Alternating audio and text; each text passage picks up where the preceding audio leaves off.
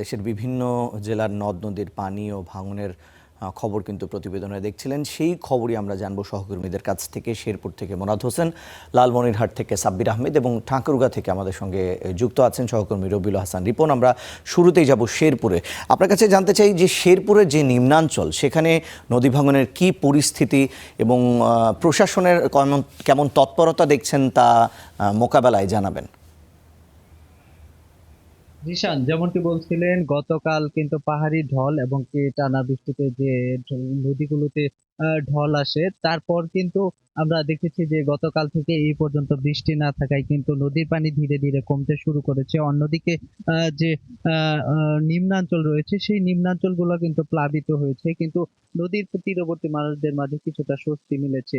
অন্যদিকে প্রশাসন, জেলা প্রশাসন আমাদেরকে যেটি জানিয়েছে যে পানিবন্দী মানুষদের জন্য সুস্থ খাবার প্রস্তুত রয়েছে। কিছু পরিবার পানিবন্দী অবস্থায় রয়েছে নিম্নাঞ্চলে, কিন্তু নদীর তীরবর্তী মানুষরা কিন্তু স্বস্তিতে আছে এমনটি জানিয়েছে। অন্যদিকে গতকাল যে একটি বেলি ব্রিজ ভেঙে যায় ঢলের পানিতে, সেইখানে কিন্তু এক শিশু সহ তিনজন কিন্তু ভেসে যায়। তখন তারা কিন্তু ভালোভাবেই কিন্তু তাদেরকে উদ্ধার করেছে প্রশাসন, এমনটি কিন্তু জানিয়েছে। অন্যদিকে আমরা সকাল থেকেই দেখেছি পানি কিন্তু ধীরে ধীরেই কমতে শুরু করেছে, অনেকটাই কমে গেছে। কিন্তু পানি উন্নয়ন বোর্ড যেটি জানিয়েছে যে যেকোনো সময় উজানে বৃষ্টি হলে কিন্তু আবারও ঢল আসতে পারে, যার কারণে কিন্তু নদীগুলো ভরে যেতে পারে। বিশেষ করে শেরপুরে যে প্রধান প্রধান নদীগুলো রয়েছে, মহারশী, সোমেশ্বরী ও চেল্লাখালী নদী, সেই নদীগুলোতে কিন্তু ভারতে বৃষ্টি হলে পানিতে ফুলে ফেঁপে ওঠে, নদীর যথার্থ নাব্যতা না থাকায়। ঋষান, এই ছিল শেরপুরের সর্বশেষ। আপনাকে ধন্যবাদ মোরাদ। এই পর্যায়ে আমাদের সঙ্গে আছেন লালমনিরহাটের সহকর্মী সাব্বির। সাব্বির, লালমনিরহাটের তিস্তাপাড়ের কি চিত্র দেখছেন জানাবেন।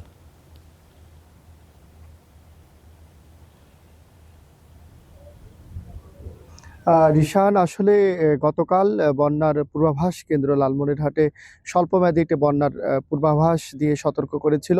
এর ফলশ্রুতিতে গতকাল সন্ধ্যা পর্যন্ত তিস্তার পানি বিপদসীমা অতিক্রম না করলেও বিপদসীমার সামান্য 5 সেন্টিমিটার নিচ দিয়ে কিন্তু দীর্ঘ সময় প্রবাহিত হয়। এর ফলে লালমনিরহাটের বেশ কিছু নিম্ন অঞ্চলে কিন্তু পানি প্রবেশ করতে শুরু করে। আনন্দের বিষয় হচ্ছে যে এই পানিগুলো কিন্তু খুব দ্রুত নামতে শুরু করেছে। আজ সকালে কিন্তু তিস্তার পানি কমতে কমতে একেবারে 15 সেন্টিমিটার নিচ দিয়ে প্রবাহিত হচ্ছিল। আজ কিছুক্ষণ আগে আমি পানি উন্নয়ন বোর্ডের সঙ্গে কথা বলেছি। পানি উন্নয়ন বোর্ড জানিয়েছে যে বিপদসীমার তিস্তার পানি বিপদসীমার 51.98 সেন্টিমিটার দিয়ে প্রবাহিত হচ্ছে, যা বিপদসীমার 17 সেন্টিমিটার নিচে, এবং ধরলার পানি 30.31 সেন্টিমিটার দিয়ে প্রবাহিত হচ্ছে, যা বিপদসীমার 56 সেন্টিমিটার নিচে। ইতিমধ্যে পানি কমতে শুরু করায় তিস্তা কিন্তু নাব্যতা সংকটে নদীর গতিপথে কিন্তু পরিবর্তন হয়েছে। এর ফলে নিম্ন অঞ্চলগুলোতে কিন্তু রিসান ভাঙ্গনের একটা প্রবণতা দেখা দিতে পারে। আমি কিছুক্ষণ আগে পানি উন্নয়ন বোর্ডের যে নির্বাহী প্রকৌশলী রয়েছে সুনীল কুমার, তিনি জানিয়েছেন যে ভাঙ্গন প্রতিরোধে পানি উন্নয়ন বোর্ড পর্যাপ্ত জিও ব্যাগ নিয়ে প্রস্তুত রয়েছে। যে কোনো জায়গায় ভাঙ্গন দেখা দিলে তারা কিন্তু দ্রুত সেই জায়গায় মুভ করে কিন্তু তারা ভাঙ্গন প্রতিরোধে কাজ করবে। রিসান, এখন তিস্তার পানি কমে গিয়েছে বলা যেতে পারে, কিন্তু পানি উন্নয়ন বোর্ড জানিয়েছে যে এখনো কিন্তু বন্যার পূর্বাভাসটা কিন্তু রয়েছে। বৃষ্টি আসলেই কিন্তু তিস্তার গতিপথ আবার পরিবর্তন হতে পারে। রিসান, এই হচ্ছে লালমনিরহাট থেকে তিস্তার সর্বশেষ। সাব্বির, আপনাকে ধন্যবাদ। আমাদের সঙ্গে যুক্ত আছেন ঠাকুরগাঁওর সহকর্মী রিপন। রিপন, আপনার কাছে জানতে চাই যে ঠাকুরগাঁও নদী ভাঙনের এখন কি অবস্থা এবং প্রশাসনের তৎপরতা কেমন দেখছেন জানাবেন।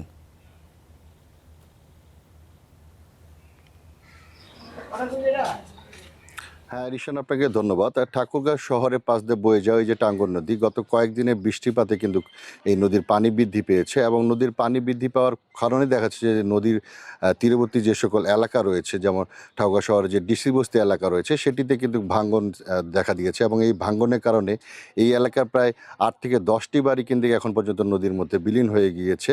এবং বিলীন হয়ে যাওয়ার কারণেই দেখা যাচ্ছে যে এখানে ভাঙ্গন এখনও রয়েছে। আজকে পানি কিছুটা কম হলেও কিন্তু এলাকার যে এখানকার যে আরও প্রায় 50টি মতন বাড়ি রয়েছে, তারা কিন্তু এখনও ভয়ভীতির মধ্যে রয়েছে যে কখন এই ভাঙ্গনের কবলে আবার তাদেরকেও পড়তে হয়।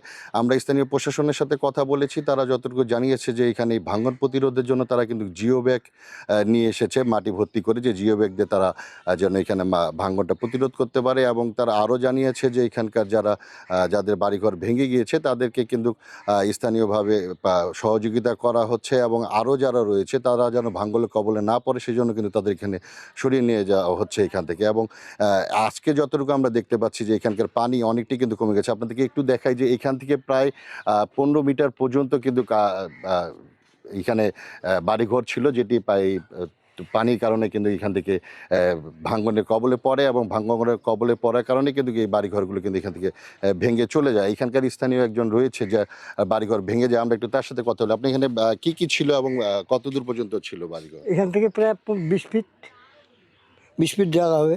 20 ফিটের মধ্যে বাড়িঘর, আর এই লোকের দুটো বাড়িঘর সব কিছু চলে গেছে। এখন স্থানীয় যারা রয়েছে তাদের দাবি হচ্ছে যে ভাঙন যেন দ্রুত প্রতিরোধ করা হয় এবং তারা যেন স্বস্তিতে এখানে বসবাস করতে পারে। রিশান, রিপন, আপনাকে ধন্যবাদ।